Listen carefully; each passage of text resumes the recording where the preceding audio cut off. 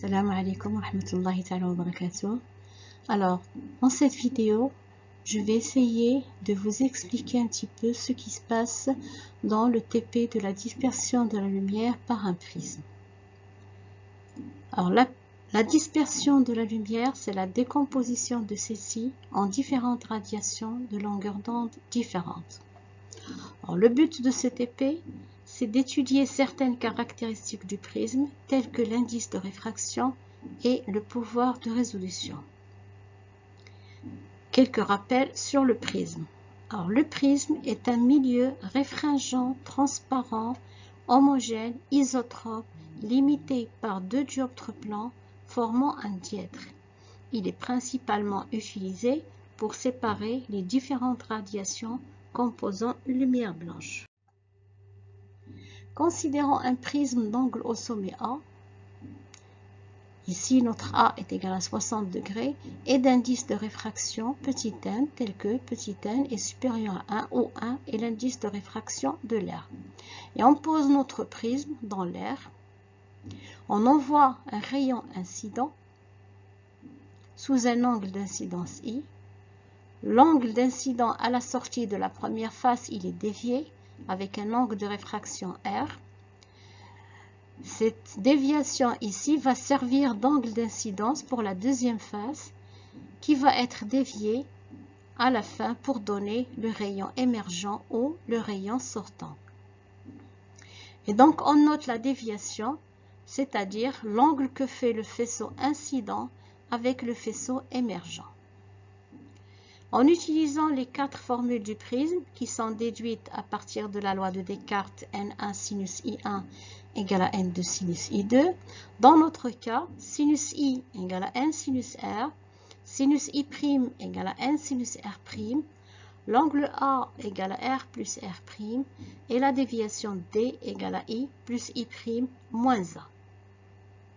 Avec I et I' les angles d'incidence, R et R' les angles de réfraction et N c'est l'indice de réfraction.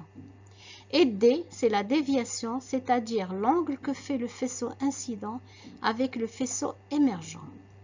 En cherchant le minimum de déviation, donc vous avez la démonstration sur votre polycode, on trouve la formule donnant l'indice de réfraction par N égale à sinus A plus dm sur 2 sur sinus A sur 2, où dm est la déviation minimum que nous allons chercher expérimentalement.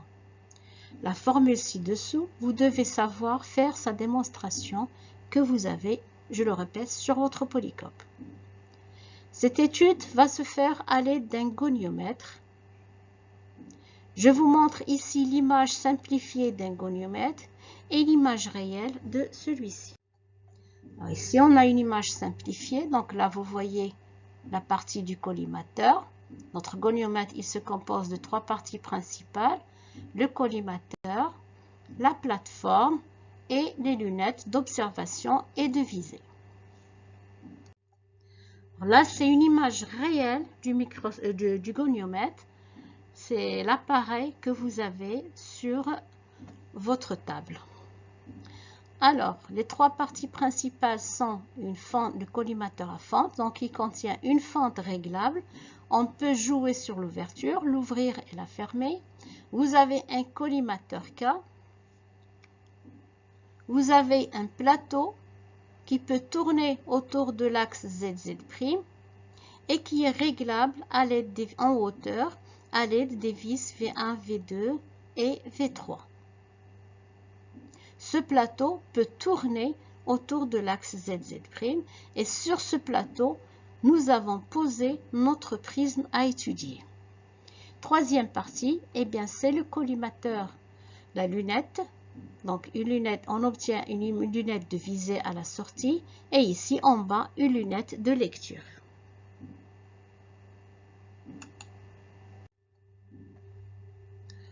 Alors, le montage est le suivant. Donc voici votre goniomètre. Là, c'est l'oculaire. D'accord? Ici, c'est l'axe pour alpha 0 est égal à 180 degrés. Là, c'est votre prisme qui est posé sur le plateau. Ici, vous avez le collimateur Et ici, vous avez le condenseur. On place un condenseur et derrière le condenseur, on place une source de lumière et on utilise la lampe à vapeur de mercure. Alors, pour chercher le minimum de déviation, il faut donc suivre les étapes suivantes. On éclaire la fente du collimateur par la lampe spectrale au mercure. La lumière sortant du collimateur est réfractée par le prisme. On place la source et le condenseur. On déplace la source et le condenseur pour concentrer la lumière sur la fente réglable. On ouvre au maximum la fente réglable. On tourne le plateau P autour de son axe fixe Z jusqu'à l'obtention d'un spectre de raies. On obtient des couleurs. On tourne le plateau dans le sens qui ramène ces raies vers la direction du faisceau incident. La déviation D, qui est l'angle que fait la direction du spectre avec celle du faisceau incident, diminue. On continue à tourner le plateau toujours dans le même sens jusqu'à la déviation minimale, qui correspond à la position à partir de laquelle le spectre change de sens de déplacement. Et tout ceci doit s'observer à l'œil nu d'abord.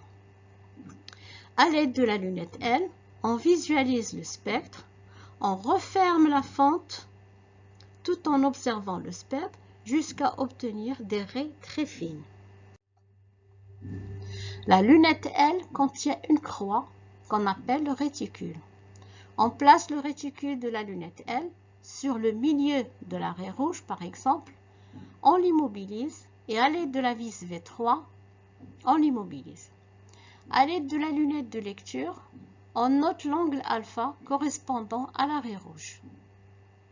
Attention, pour observer les gradations de lecture, il faut les éclairer à l'aide d'une lampe qui est posée à l'intérieur. Pour cela, il faut appuyer sur un bouton rouge à côté durant la lecture. Il faut refaire les étapes 9 et 10 pour les autres raies, c'est-à-dire toutes les autres couleurs que vous voyez. On reporte les valeurs alpha trouvées dans le tableau suivant. Je vous donne ces valeurs de alpha et le reste des calculs, vous le faites. Or, si avant, vous avez un exemple de lecture de l'angle alpha. Alors, sur la lunette de lecture, vous avez deux échelles. Vous avez une grande échelle qui contient les angles, et les angles, ça varie de 0 à 360 degrés. Et vous avez une petite échelle qui varie de 0 à 60 minutes, parce qu'on a la division du degré, c'est les minutes, et un degré qui contient 60 minutes. Donc, la lunette L permet de visualiser les différentes raies issues du prisme, et la lunette G permet de lire les gradations angulaires. Donc, la figure ci-dessus est un exemple de lecture. Alors, je cherche la valeur qui coïncide, la valeur de la grande échelle qui coïncide avec la petite échelle. Donc, on lit 130 degrés. Et ce 130 degrés, il coïncide avec les 35 minutes. Donc, vous avez, on le note, c'est 130 degrés. On ne dit pas 130,35, mais on note 130 degrés et 35 minutes. Et ces 35 minutes, il faut bien sûr les convertir en degrés. Pour cela, il faut diviser par 60 parce que 1 degré est égal à 60 minutes. Et enfin, le résultat final, donc alpha, c'est la somme de 130 degrés plus le 35 sur 60. Et vous avez le alpha qui est égal à 130,583 degrés. Là, c'est juste un exemple de lecture.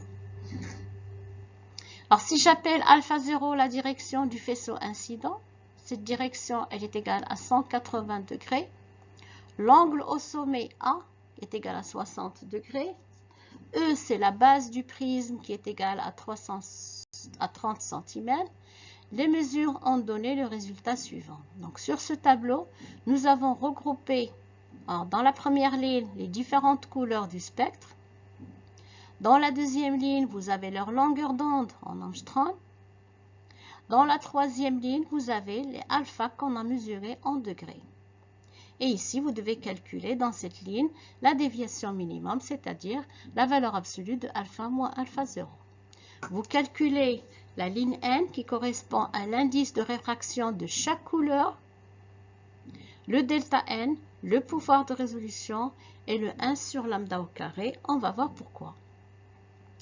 Le delta N, on le calcule à partir de la formule de N avec delta dm est égal à 1 minute. Il faut calculer la valeur de N avec au moins 4 chiffres après la virgule. Et l'angle A est constant, donc on considère que le delta A est égal à 0. Sur papier millimétré, on trace la courbe N en fonction de 1 sur lambda au carré. N, c'est l'ordonnée, et 1 sur lambda au carré, c'est l'abscisse. D'accord? Il ne faut pas oublier de placer l'échelle. On va constater que la courbe est une droite, mais qui ne passe pas par l'origine. C'est-à-dire, on peut écrire son équation y égale à a plus b sur lambda au carré. Donc, on déduit la relation de Cauchy qui donne la variation de l'indice de réfraction n égale à a plus b sur lambda au carré, avec a et b sont des constantes. On va calculer à partir de la courbe les constantes a et b, sachant que a c'est l'ordonnée à l'origine, c'est-à-dire pour 1 sur lambda au carré est égal à 0, j'ai n égale à a. Et b c'est la pente, c'est-à-dire c'est delta de n sur delta de 1 sur lambda au carré. Une fois qu'on aura calculé ça, et on calcule le pouvoir de résolution. Alors le pouvoir de résolution, c'est le pouvoir de séparer deux radiations très voisines de longueur d'onde lambda et lambda plus d de lambda. Dans le cas du prisme, ce pouvoir de résolution est donné par la formule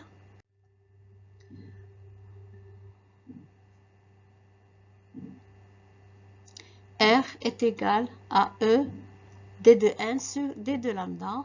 Et on sait que n égale à a plus b sur lambda au carré. Donc, le pouvoir de résolution, il s'écrit R est égal à 2 fois E fois B sur lambda 3. B, c'est la pente, E, c'est la base du prisme, et donc le calcul de R pour chaque radiation. Et merci.